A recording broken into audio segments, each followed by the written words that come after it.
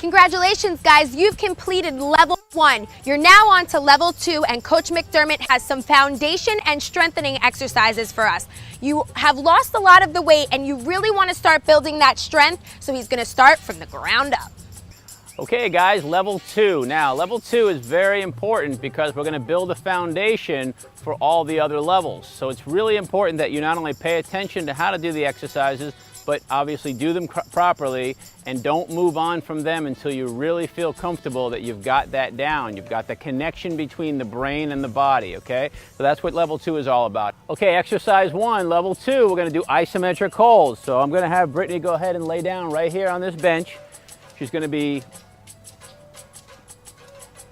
we call this supine, right? She's faced up. What we're gonna be really focusing on is the lower abdominal region right in here. I'm gonna have her put her hands overhead. Now, I just want you to understand that these are fulcrums, okay? The longer you make the fulcrum, the more difficult it is on the body. What we wanna have her do now is we wanna have her lift from the upper body and lift from the lower body, not using the head. In exercise 1, you want to make sure that you're not lifting with your neck. Again, if you have neck problems, you don't want to be putting too much pressure. You just want to lift from the upper body and the lower body, really working those abs. All right, now in exercise 2, we're going to be preparing you to eventually be able to do pull-ups down the line. One of the best ways to do that is to get control of the shoulder blades. It's that bone in the back of our shoulder right there that goes up and down and back and forth a little bit. Rotates. Now, what we're going to have Brittany do is just go ahead and suspend herself in midair, right? She's going to be hanging down.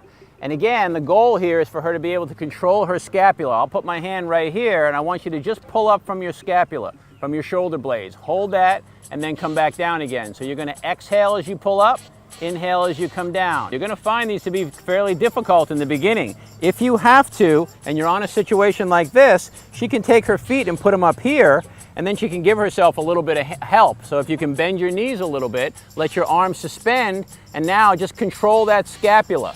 In the beginning, it's very important that you get control over those muscles that surround the scapula. They call them the lower trapezius muscles. This is exercise 3. We're gonna call these arch push-aways, okay? Obviously, everyone's heard of a push-up. This actually is a great exercise to prepare you to do proper push-ups. So what we're gonna do is we're gonna go face down in a push-up position, just like if you were going to do a push-up, okay? And you can start on your knees if you're a beginner, or you can start on your feet if you're a little bit more advanced. It's completely up to you. Now, what I want you to do is, again, we're gonna stay keeping that core nice and tight. What we're gonna do is take our shoulder blades, we're gonna push up and away and let the head drop down, okay? And then you're gonna exhale when you push up. When you inhale, come back to the starting position by just bringing the shoulder blades down. Careful not to move the elbows at all. Push straight from here.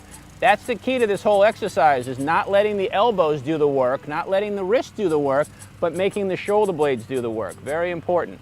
In exercise 3, like Coach John said, there's 2 modifications. I know we're on level 2, so you might not be ready for a full push-up yet. So if you have to, stay on your knees. There's no problem in that because all the work is being done in your shoulder blades and those arms. And again, do not bend your elbows like me. In level 2, workout 1, exercise 4, we're gonna start to introduce some balance stuff, okay? What I want you to learn how to do is balance on one leg and be able to control, we call this a driving leg. Be able to control that driver as far out as you can. The main goal here is keeping the foot as close to the ground as possible. Okay, so we'll face this way. First thing we wanna do is make sure we're on our right leg, right knee is bent, we're sitting into that right hip. We're then gonna use the left leg, foot as close to the ground as possible the whole time to slide out. You'll notice she has to bend this knee in order to get there. So keep the foot as close to the ground as possible and slide it right across. So she's gonna do a couple of these, maybe 3 to 5 repetitions on this side. Then she's gonna take that same leg and slide it out to the side. Now, when she slides it out to the side, we're still going through flexion here, but you'll notice that she has to control that. Same rules apply. Foot's as close to the ground as possible. She's rotating out. Everybody, take your eyes and everybody along for the ride, okay? A little more challenging. That's the transverse plane, very important. All right, guys, so you just finished your first level 2 workout with Coach John. He just gave me some great advice. Before you move on to level 3, you must be able to do exercise 1, hold it for about 30 seconds, Or for exercise 3, you must be able to hold in a full push-up. We really want to start building that strength in our bodies, and before we move on to the next level, we want to make sure that we have these mastered. Again, in exercise 4 too, make sure that your feet are dangling before you go and move on to level 3. Remember to connect with us. I'm Brittany Cascone for KTV. Keep it up, guys. Woohoo!